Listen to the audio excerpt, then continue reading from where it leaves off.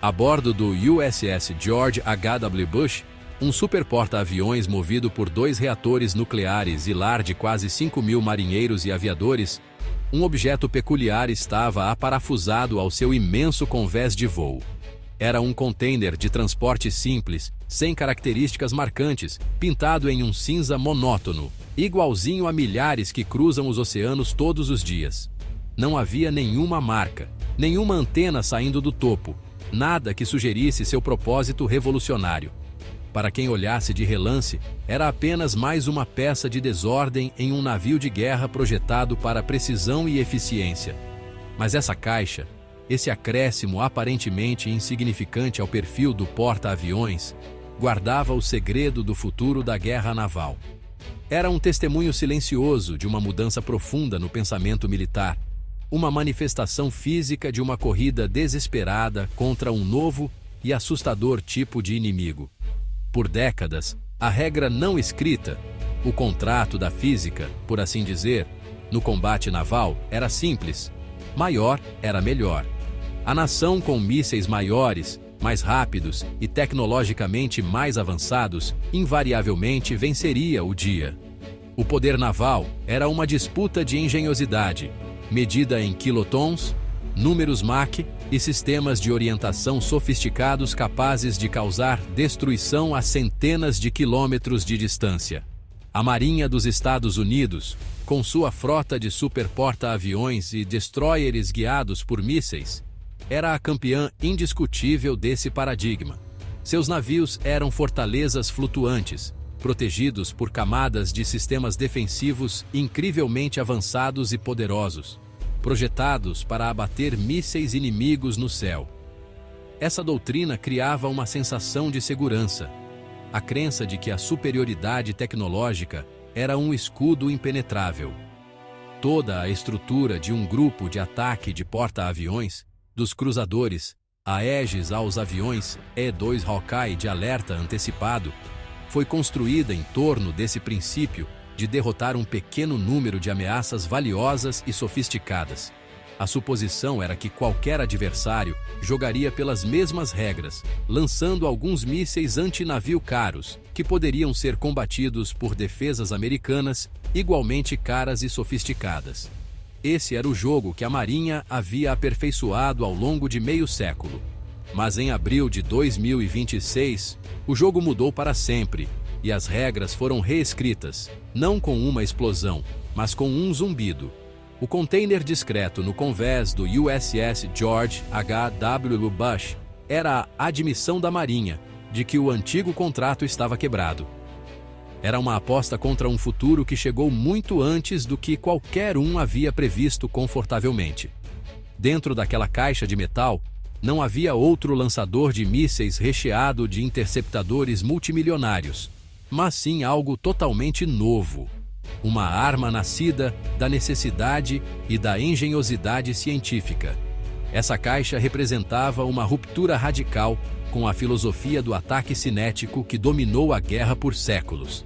Era o prenúncio de uma nova era, em que o fator decisivo não seria o tamanho da explosão, mas sim a profundidade da fonte de energia. A mudança fundamental na guerra naval não foi impulsionada por um novo tipo de navio de guerra ou por um míssil revolucionário. Foi impulsionada por uma aritmética simples, quase cruel. O novo adversário não era uma marinha de um Estado-nação no sentido tradicional, mas sim a lógica fria e dura da relação custo-benefício.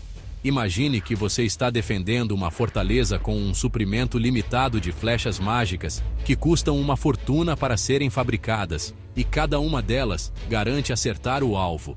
Seu inimigo, por outro lado, não está atacando com um dragão cuspindo fogo. Ele está atacando com 1 milhão de vespas irritadas e descartáveis.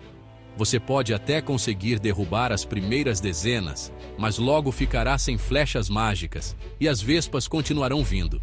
É exatamente esse o dilema que a Marinha dos Estados Unidos se viu enfrentando.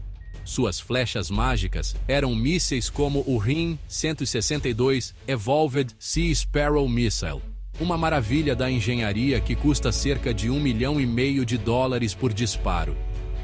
Esses interceptadores foram projetados para derrotar mísseis de cruzeiros supersônicos, voando rente ao mar, os dragões do combate naval moderno.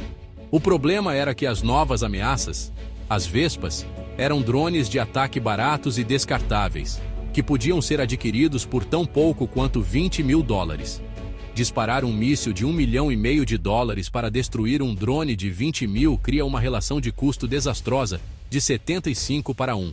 Você está literalmente gastando sua fortuna para destruir o troco do inimigo. Durante anos, planejadores navais e estrategistas de guerra no Naval War College, em Newport, Rhode Island, simularam exatamente esse cenário. Eles rodaram inúmeros modelos e exercícios, todos apontando para a mesma conclusão sombria. Em um confronto prolongado contra um enxame de drones baratos, o defensor inevitavelmente perderia.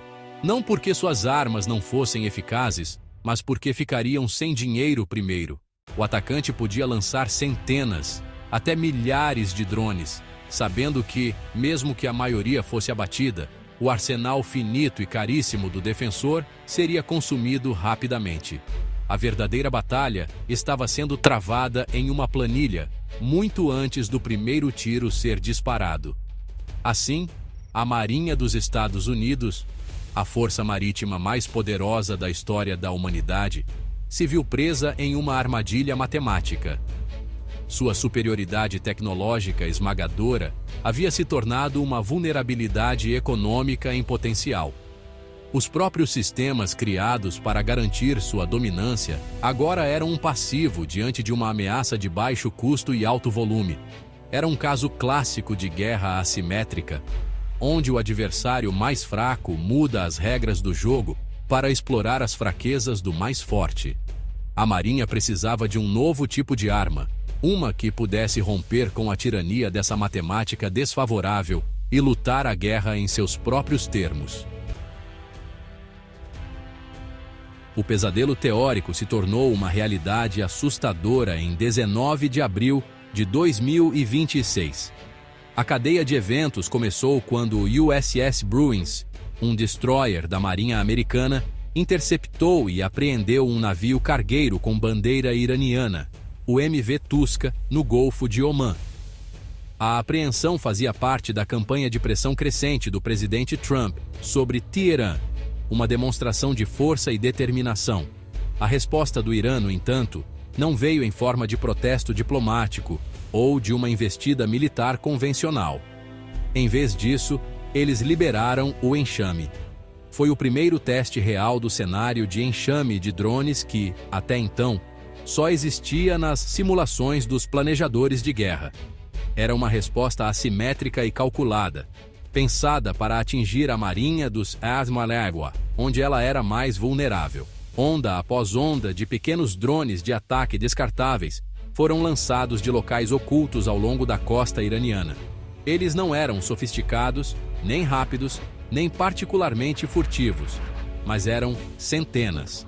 O alvo não era um único ativo de alto valor, mas sim toda a presença naval dos Ihurisaus no Golfo. O céu se encheu com o zumbido baixo e persistente de incontáveis pequenos motores. Um som que passaria a definir essa nova era de conflito. Os drones voavam em formações soltas, sobrecarregando os radares e sistemas defensivos que foram projetados para rastrear poucos alvos rápidos, não uma nuvem de alvos lentos. Os destroyers americanos na área responderam como foram treinados, liberando seus arsenais defensivos formidáveis. O som distinto do lançamento de mísseis era seguido pelo brilho dos interceptadores, riscando o céu, cada um encontrando seu alvo com sucesso. Mas, para cada drone abatido, parecia que dois surgiam no horizonte. Os comandantes nas pontes desses navios bilionários eram forçados a fazer cálculos impossíveis, vendo seus estoques preciosos de mísseis diminuírem rapidamente. Eles venciam cada engajamento individual, mas perdiam depressa a batalha maior de desgaste. A estratégia iraniana era clara. Não se tratava de afundar um navio, mas de esgotar as defesas. O ataque de 19 de abril foi um divisor de águas. Foi uma demonstração brutal, no mundo real, de que a era da guerra naval centrada em mísseis havia acabado. O ataque não afundou nenhum navio americano, mas atingiu em cheio a doutrina que sustentou a estratégia naval do Eisenhower por 50 anos. Provou que um adversário tecnologicamente inferior podia ameaçar uma força naval muito superior, apenas aproveitando a economia da massa. O enxame zumbindo sobre o Golfo de Omã era um recado ao mundo. As regras mudaram, e a matemática já não favorece mais os poderosos. O problema da Marinha agora não era mais teórico. O núcleo do novo problema da Marinha pode ser entendido por meio de um conceito simples: profundidade do paiol. Imagine que seu navio é um castelo e seus lançadores de mísseis são seus arqueiros. Seu paiol é a aljava nas suas costas. Não importa o quão habilidosos sejam seus arqueiros ou quão poderosos sejam seus arcos, eventualmente você ficará sem flechas. Quando sua aljava está vazia, seu castelo fica indefeso. Em termos navais, o paiol de um navio é o espaço físico que guarda seu suprimento finito de mísseis. Os destroyers da classe USS Arleigh Burke, que são a espinha dorsal da frota, possuem 96 células de lançamento vertical. É um número impressionante, mas ainda assim é finito. Essas 96 células precisam armazenar tudo o que o navio precisa para lutar. Mísseis de cruzeiro Tomahawk, de longo alcance para atacar alvos em terra, mísseis Standard para defesa aérea e antimíssil, e os Evolved Sea Sparrow Missiles para ameaças mais próximas. Cada míssil disparado é um a menos no paiol, e o reabastecimento só pode ser feito no porto. Um processo que leva dias. Durante o ataque de 19 de abril, os destroyers foram forçados a gastar múltiplos interceptadores ESSM, cada um custando $1,5 milhão para cada drone inimigo que se aproximava. A matemática é clara. Se um atacante envia 100 drones, defender-se deles pode, teoricamente, esvaziar todo o suprimento de mísseis antiaéreos de um destroyer, deixando-o vulnerável a qualquer ataque subsequente. Esse é o problema da profundidade do paiol exposto de forma crua. Não se trata de acertar o alvo, mas de quantas vezes você consegue fazer isso antes de ficar sem munição. Um inimigo que utiliza drones baratos e produzidos em massa não precisa ser tecnologicamente superior, ele só precisa ser mais numeroso. Eles não estão tentando derrotar o míssil, estão tentando derrotar o paiol. Isso transforma o combate naval moderno de uma corrida de proeza tecnológica para uma maratona de logística e economia. O atacante força o defensor a esgotar seu recurso mais valioso e limitado, a munição pronta para uso, contra os ativos mais baratos e descartáveis do atacante. O ataque de enxame de drones quebrou fundamentalmente o antigo cálculo. A vitória não era mais garantida por possuir o interceptador mais avançado. Em vez disso, tornou-se uma questão sombria de sustentabilidade. Por quanto tempo você consegue continuar atirando antes que seu poço seque? A Marinha dos Estados Unidos, com seus navios de guerra avançados, mas de capacidade limitada, estava do lado errado dessa equação. Era uma vulnerabilidade discutida em teoria por anos. Mas agora era um perigo claro e presente. Uma solução era necessária, e não poderia ser apenas outro míssil melhor. Precisava ser algo capaz de mudar a matemática do combate em si. A resposta para o dilema matemático da Marinha não era outro míssil. A resposta era a luz. Dentro daquele container anônimo no convés do USS George H.W. Bush, estava uma arma de energia direcionada, um laser de alta energia.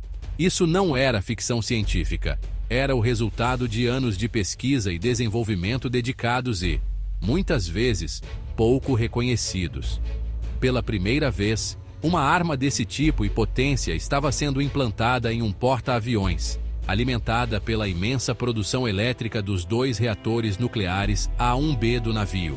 Isso representava um salto doutrinário tão significativo quanto a passagem da vela para o vapor. Diferente de um míssil, um feixe de laser viaja na velocidade da luz. Não há necessidade de calcular tempo de antecedência ou trajetória contra um alvo em manobra. Você simplesmente aponta e dispara. E, o mais importante, o custo por disparo é quase nulo. Basicamente, o custo do combustível diesel necessário para gerar eletricidade, que, em um porta-aviões nuclear, é praticamente zero. Um sistema de energia direcionada não possui um paiol no sentido tradicional. Enquanto o navio tiver energia, a arma pode continuar disparando. Esse simples fato muda completamente a relação de custo-troca que havia se tornado tão perigosamente desfavorável.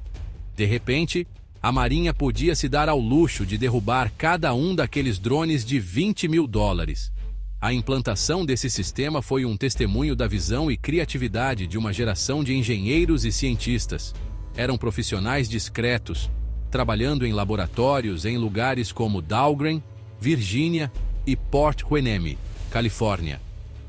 Eles passaram anos enfrentando enormes desafios técnicos, como gerar e controlar um feixe de tamanha potência, como compensar distorções atmosféricas, como mirar com precisão em um objeto pequeno e rápido a quilômetros de distância, e como embalar tudo isso em um sistema robusto, capaz de sobreviver ao ambiente hostil de um navio de guerra no mar. Eles não estavam apenas construindo uma arma, estavam resolvendo um problema complexo e multidisciplinar de física. Esse era o momento deles. A arma laser ofereceu uma forma de enfrentar a ameaça do enxame de drones com o que os planejadores militares chamam de capacidade de paiol profundo. Proporcionava um poço quase ilimitado de disparos defensivos, permitindo ao navio preservar seus caros mísseis cinéticos para as ameaças de alto nível para as quais foram projetados: caças inimigos, bombardeiros e mísseis de cruzeiro supersônicos. O laser podia lidar com as vespas, enquanto os interceptadores de milhões de dólares aguardavam os dragões. Foi uma solução elegante e brilhante, que restaurou o equilíbrio da equação tática, dando ao defensor uma maneira econômica de lutar contra uma guerra de massa. A história do USS George H.W. Bush e seu container misterioso é mais do que apenas um relato sobre novos equipamentos militares. É um lembrete poderoso de que a trajetória do conflito nem sempre é linear. É uma história sobre como inovação, criatividade e a busca incansável pelo conhecimento podem virar o jogo em um instante.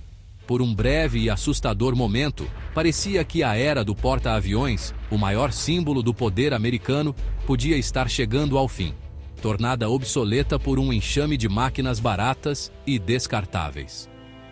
Os engenheiros e cientistas que desenvolveram a arma de energia direcionada provaram que a engenhosidade humana é o verdadeiro divisor de águas. Eles são os heróis anônimos deste novo capítulo da história naval. Enquanto almirantes e estrategistas lidavam com as implicações assustadoras do enxame de drones, esses homens e mulheres estavam em seus laboratórios, aperfeiçoando as ferramentas que trariam a resposta. Eles não inventaram apenas uma nova arma, forjaram um novo paradigma. Entenderam que o futuro da guerra seria tanto sobre economia e logística, quanto sobre poder de fogo. Seu trabalho forneceu um contra-argumento fundamental à ideia de que a superioridade tecnológica era um beco sem saída, provando, ao contrário, que o tipo certo de tecnologia, aplicada de forma criativa, pode resolver até os desafios mais assustadores. Os eventos de abril de 2026 serviram como um chamado brutal, mas necessário, à realidade. Demonstraram que, no século XXI, a natureza do poder é fluida.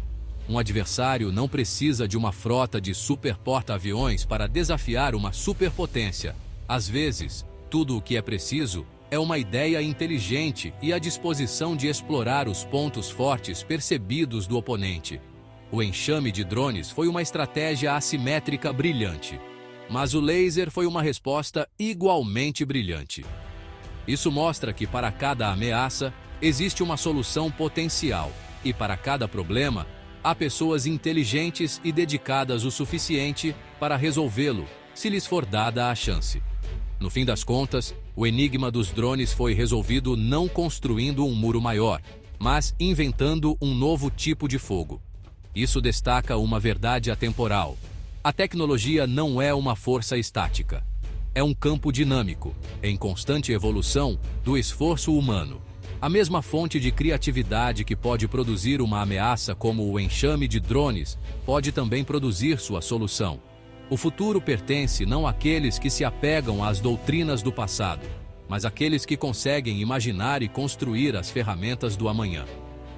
O container silencioso no convés do USS George H.W. Bush não era apenas uma arma. Era uma promessa de que, na eterna disputa entre desafio e resposta, a engenhosidade humana ainda tem a palavra final.